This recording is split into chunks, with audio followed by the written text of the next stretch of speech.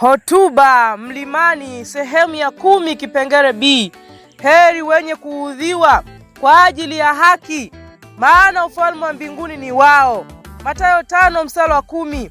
Mtakatifu, mtakatifu, mtakatifu Mungu Mwenyezi, tunashukuru kwa upendo wako mkuu. Twaja mbele zako tukitoa sifa na utukufu kwa uweza wako mkuu katika maisha yetu. Hakika unastahili kuabudiwa. Pokea ibada yetu katika siku ya leo.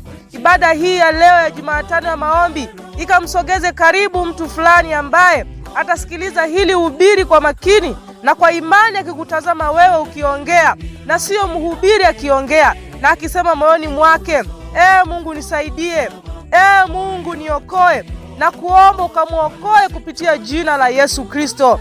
Nena nasi watumishi wako tuko tayari kusikia sauti yako ikinena nasi, na sio kusikiliza tu, bali kuyatii yote tutakayoyasikia. Tunashukuru kwa kuwa umekwisha kujibu tayari kupitia jina lenye nguvu, jina la Yesu Kristo. Amen. Mpendwa msikilizaji, katika vipindi vyote shetani amewatesa watu wa Mungu, amewaumiza vibaya sana na kuwaua, lakini katika kufa kwao walikuwa washindi. Haleluya! Kwa imani yao thabiti walimdhihirisha yule mwenye nguvu kuliko shetani. Shetani aliweza kutesa sana na kuua mwili tu, lakini jambo la kufurahisha, hakuweza kuugusa uzima uliofichwa pamoja na Kristo kwa Mungu. Aliweza kuwatia kifungoni, lakini hakuweza kuzifunga roho zao.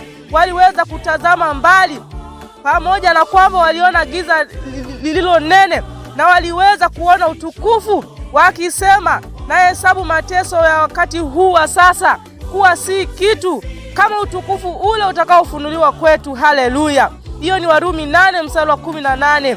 Walijipa moyo wakisema, maana dhiki yetu ni nyepesi, ile iliyo ya muda wa kitambo tu, yatufanyia utukufu wa milele uzidiwa kuwa mwingi sana. Wakorintho wa pili 4:17.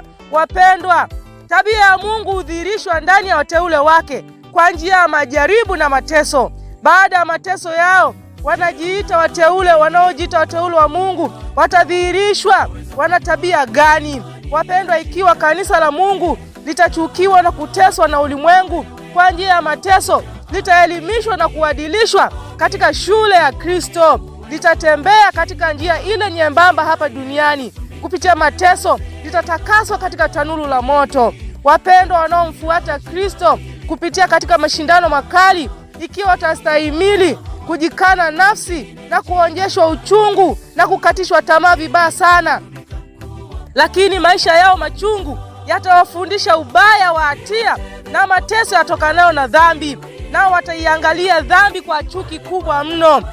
Wakiwa washiriki wa mateso ya Kristo, wanakusudiwa kuwa washiriki wa utukufu wake pia.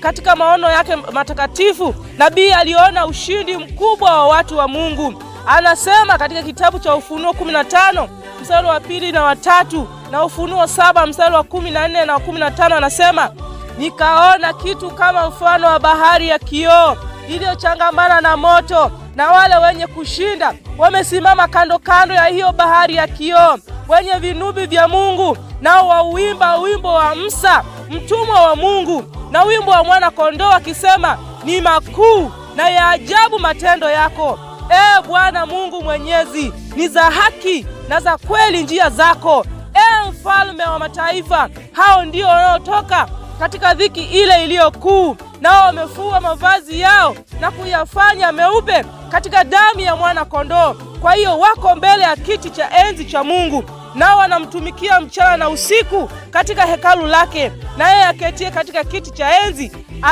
atatanda hema yake juu yao. Haleluya! Asante rafiki yetu mwema unayetupenda sana. Kumbe kuna wakati tunapitia majaribu makali, huwa unataka utuchonge tutoke tukiwa na tabia nzuri, na kuomba sasa utusaidie tutoke tukiwa washindi.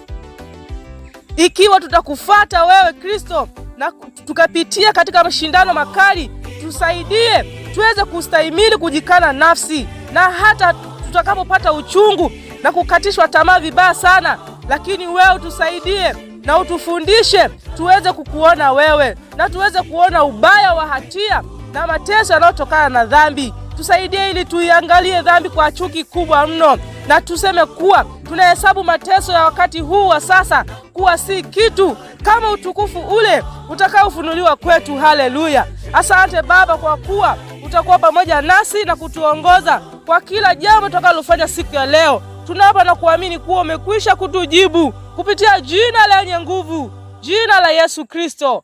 Amen.